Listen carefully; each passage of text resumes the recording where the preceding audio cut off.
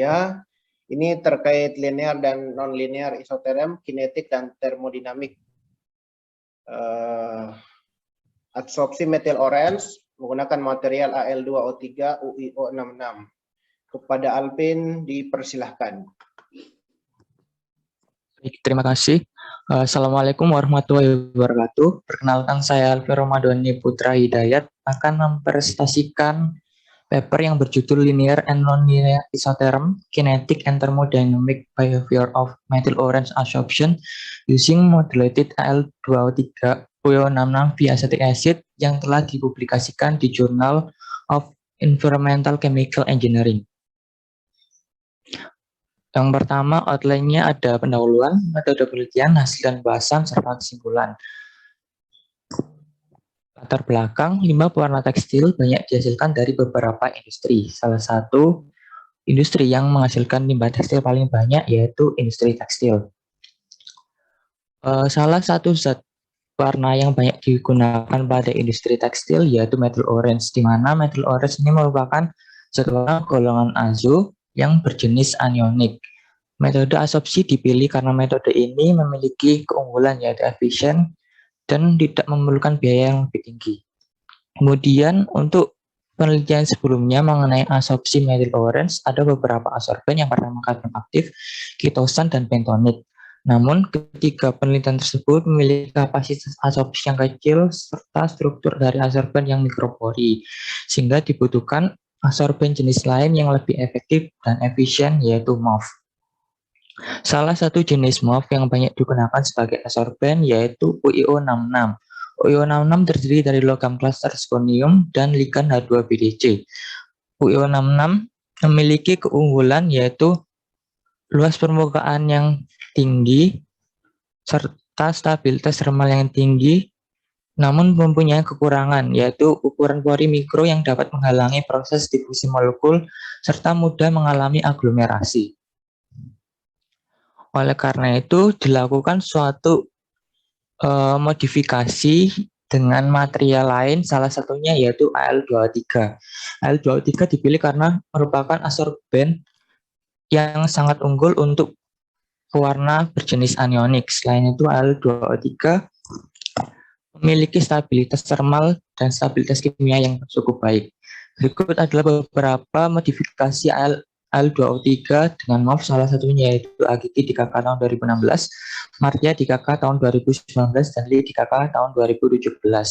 Oleh karena itu, Al2O3 sangat potensial dijadikan sebagai material tambahan dengan UiO66.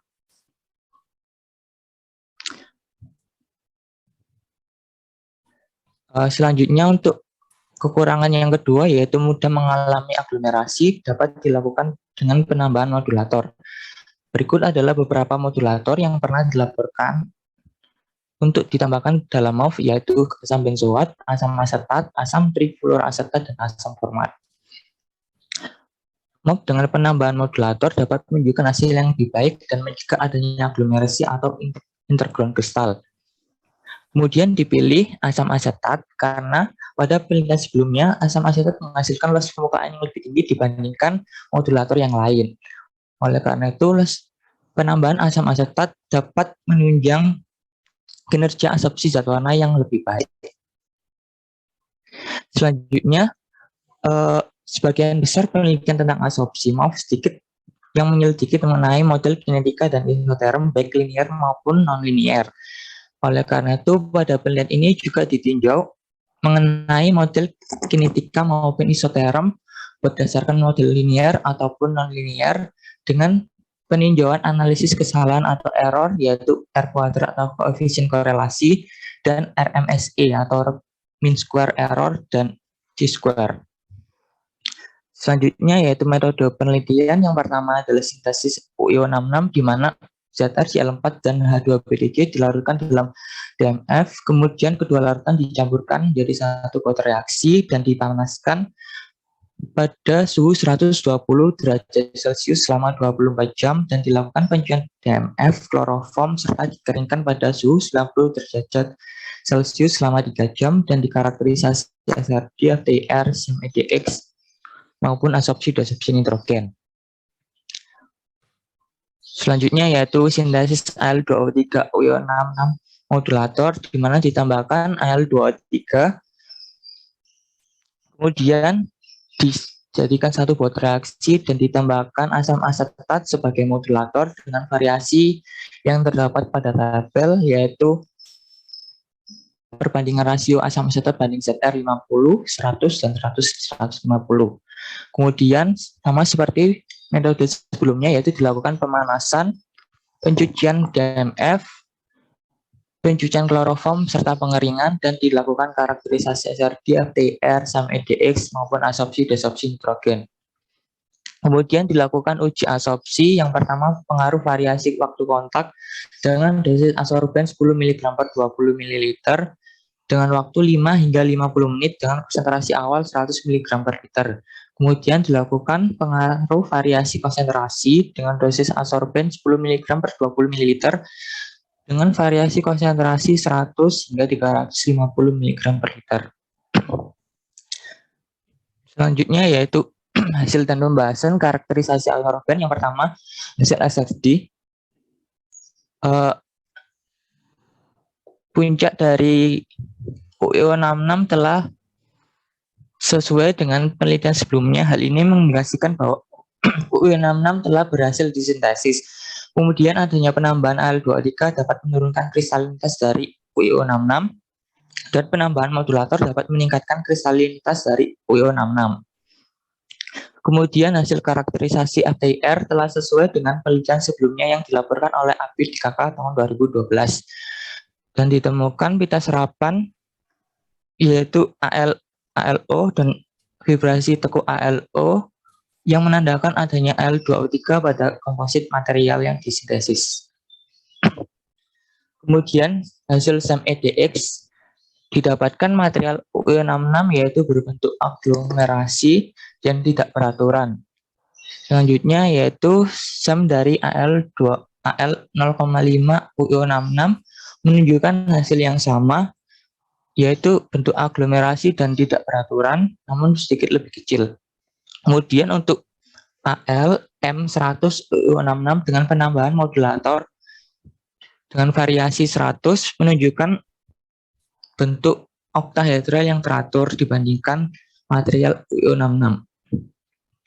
Kemudian spektra hasil EDX dan peta persebaran atom dari material UO66 terdapat atom C, atom O, atom ZR, dan atom AL, di mana komposit ini ditambahkan Al2O3.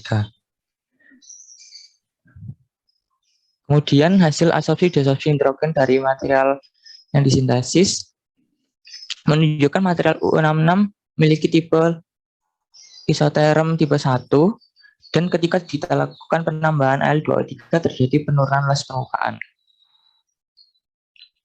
Kemudian hasil karakterisasi VSM sama seperti hasil dari karakterisasi SEM, di mana material ALM100 UO66 menunjukkan bentuk oktahedral yang teratur.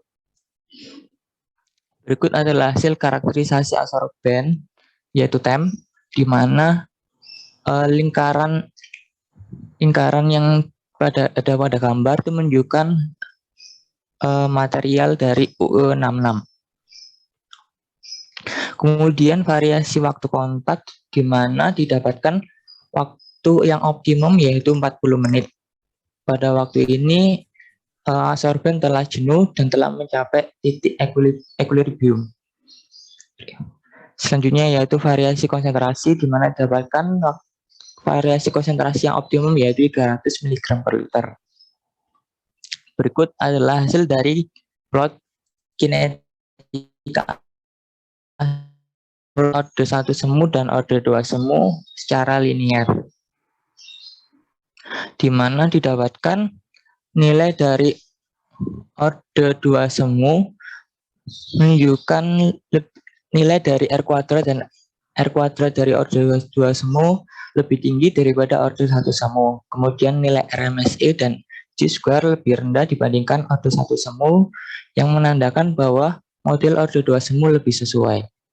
Selanjutnya yaitu plot dari kinetika absorpsi metal orange dan melalui model orde 1 semu dan orde 2 semu, secara nonlinear, di mana didapatkan nilai yang sama, yaitu nilai model order 2 semu nonlinear lebih sesuai dibandingkan order 1 semu. Namun, nilai dari RMSE dan Q-square serta R kuadrat dari model order 2 semu nonlinear ini lebih untuk R kuadratnya lebih rendah dan untuk RMSE dan Q-square-nya lebih tinggi. Oleh karena itu, order 2 semu linear lebih sesuai dibandingkan order 2 semu nonlinear. Selanjutnya yaitu plot isothermal dari asumsi metal orange berdasarkan Langmuir dan Cranbridge. Didapatkan nilai dari R kuadrat maupun RMSE dan Q-square dari Langmuir lebih sesuai dari model dari Cranbridge secara nonlinear. Dan berikut adalah plot isothermal Langmuir dan Cranbridge secara nonlinear, di mana hasil yang didapatkan sama, yaitu plot Langmuir lebih sesuai daripada Cranbridge. Namun jika dibandingkan dengan model yang linear, model ini nilai R kuadratnya lebih rendah dan RMSE dan Q-square-nya lebih tinggi. Oleh karena itu model Langmuir linear lebih sesuai. Selanjutnya yaitu kesimpulan. Yang pertama, metode analisis kesalahan seperti RMSE dan Q-square dapat digunakan untuk menentukan persamaan kinetika dan isothermal yang terbaik. Dari studi kinetika absorpsi, model kinetika linear order 2 semu menggambarkan mekanisme absorpsi yang sangat baik. Kemudian dari model linear Langmuir didapatkan kapasitas absorpsi maksimum dari UIU dan AL M100 UIU66 masing-masing adalah 233,65 dan 268,82 mg per gram.